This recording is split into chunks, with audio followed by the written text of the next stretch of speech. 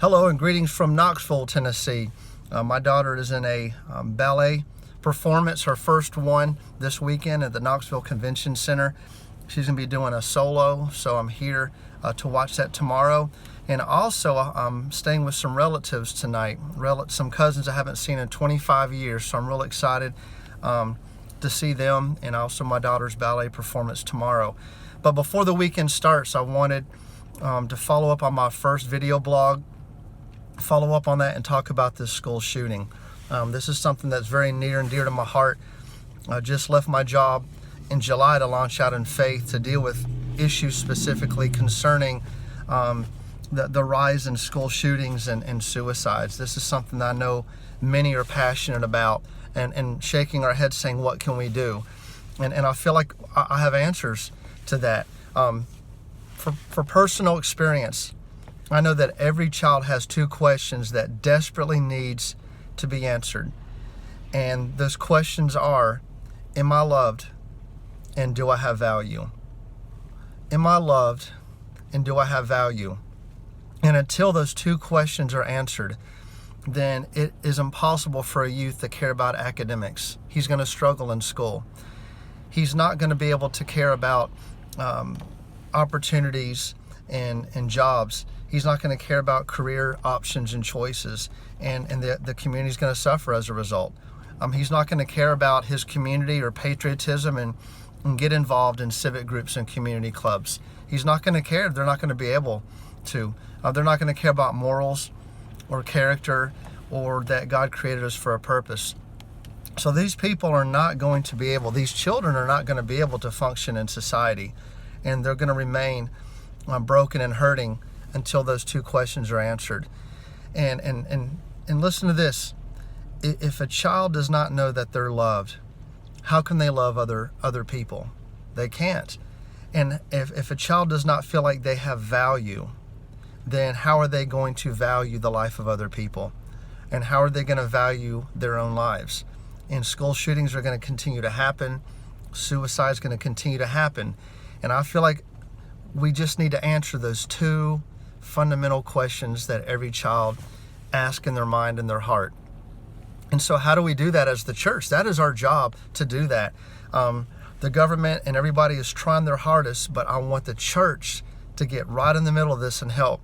And two things I just want to leave with y'all before this week. And the first one is, and this is off the first one, if you've been hurt personally, if you've been through a trauma, if you've been neglected, abandoned, abused, then I just really challenge you to go get personal help. Say, Lord, help me. I don't know what to do. I'm coping in negative ways. I'm not able to really connect with my kids and help them with decisions they need to make because I'm personally struggling.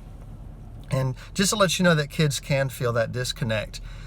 Even if you're very busy bringing them to all these different activities, they can feel that emotional disconnect if we're not dealing with their own personal hurts and pains and we keep pushing them away. So please go get that help that you need for substance abuse, mental health issues, struggles like depression, anxiety. And then the second thing we can do is if you are in a healthy place and your children are in a healthy place as well, or they're a little bit older, or they're out of the house, we can start connecting emotionally to these hurting children. That's the role of the church.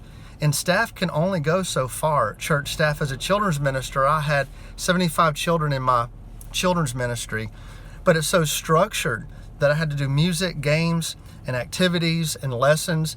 I didn't have any time to pull away and meet with a child one-on-one. So pastors do evangelism and they create events so that you can fellowship and you can disciple. But it's the job of every person as a minister to get involved with relational ministry, not just lots of activity and services, but relational ministry.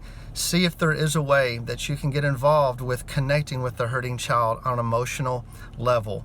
That will help answer. You don't have to be a theologian. You don't have to be a scholar. All they need is somebody to be consistent enough to show up week after week that they know that you're going to be there to connect with them. And secondly, that you listen. And don't just throw out answers, but just listen. Let them get mad, let them vent, let them share their heart, and just be there and listen. And so that is why I left my job, is I want to leave the 99 to go after the one that's hurting, that may not hear the gospel on a regular basis. We have a mentoring program in Lawrence County. If you want to connect with a child, I encourage you to get up with us at I Am for Kids to learn how to be a mentor. If you would like a mentoring program in your community, go to steveseaton.com or iamforkidsmentoring.org.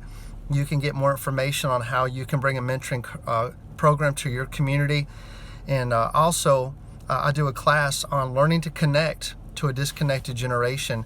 It's training I received from Youth Mental Health First Aid. I'm an instructor in that. I'm also an certified instructor in building strong brains, adverse childhood experience. And also I've been training mentors for 12 years. And so I take all of that training and put it together and can teach a group of adults on how to connect. How do you connect with one of these hurting children, and how can you make a difference? And also I share my story of hope. I have a message of brokenness and hurt and failing every grade in high school and mad at the world. So I'll be willing to come share my story, speak with any groups of adults, or help your faith community start their own mentoring program.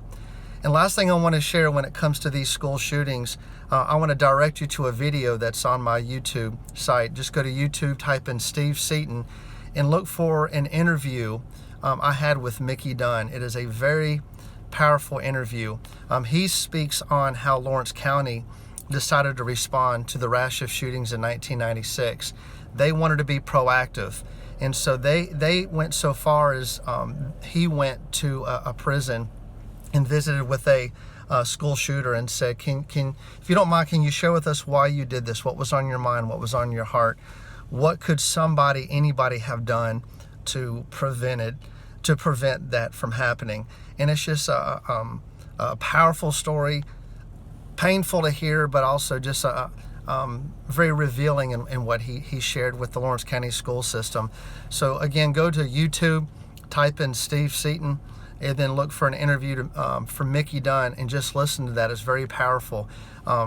Thank you so much for listening. I hope y'all have a good weekend, and let's make a difference.